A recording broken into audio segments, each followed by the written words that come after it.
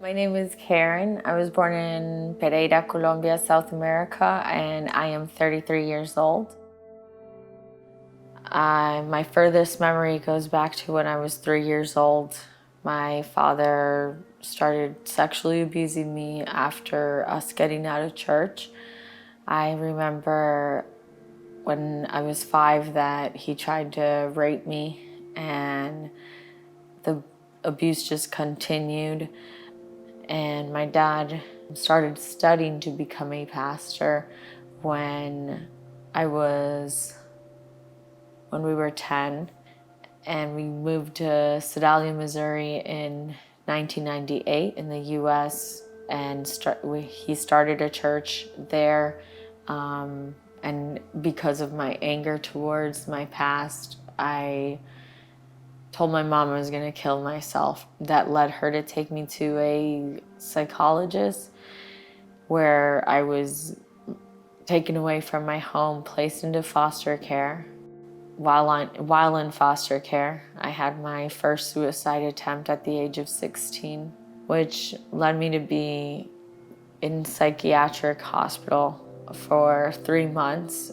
I was labeled PTSD, bipolar, and it wasn't until I got out of foster care that we moved to Florida in 2004.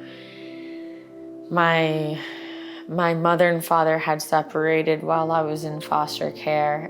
By that time, my rebelliousness began. It led me to seek men, becoming promiscuous. I became pregnant with my son, 17 and a half. I had fallen in love with my son the moment I found out I was pregnant with him. The first moment I heard his heartbeat, I knew no matter who told me to abort him, I chose not to. I chose to keep him. And he was like an angel that came into my life. As my son was growing and me wanting to find a father, I met my husband in 2008. End of 2008. He was different to most of the guys I dated because he was more a homely type person, and we got pregnant with my daughter in a few months after we met. It was changing both of us because we started going every Sunday. We would go to a Bible study group. We got baptized. We ended up getting married before my daughter was born so she could come into a blessed home. I felt so happy that I was having a girl because I'm the only girl out of 6 siblings, or 6 children that my father had. So to be raised with just boys, I never really got to experience what it was like to play dress up or comb my sister's hair or do girl things. And when I found out I was pregnant with my daughter, I was so excited. It was like having my little baby doll and getting to do everything with my little girl. And I felt so happy. Like I finally got married. I had my son and my daughter, which I had my pair, and I felt blessed. The March 12th, 2018 is a day I will never forget. A day that was the top of it all. We were in church. I remember my son coming in and picking me up because he was about as tall as me. And he told me how much he loved me, how beautiful I was. And he was just glowing and happy. And I had no idea that night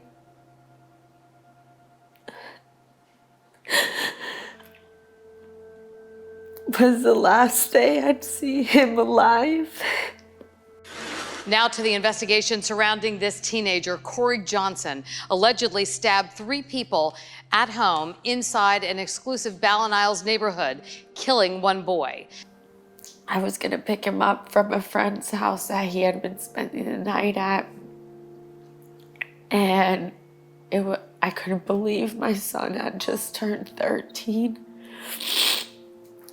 But I never got to see him because on that day my son was murdered. He was stabbed to death 49 times. His life was taken. And I didn't get the news until 10:30 that morning. And my whole world just shattered one more time. I know he's in heaven. I know he's in a better place. And I know he helps me stay strong. I connected with Women World Leaders in October of 2018. I remember coming to the meeting and just feeling the love and embrace. I had shared about my son's murder in one of the groups I was in, and the outpour of prayers that I had on me, and so many women that just loved and hugged me, and it felt beautiful. It felt I was at the right place. I felt the love, and I got connected with one of the leaders, and she saw so much vision in my story, and I felt the outpour of love, the family, the unity of just other women who desire to follow the Lord and come together and uplift one another.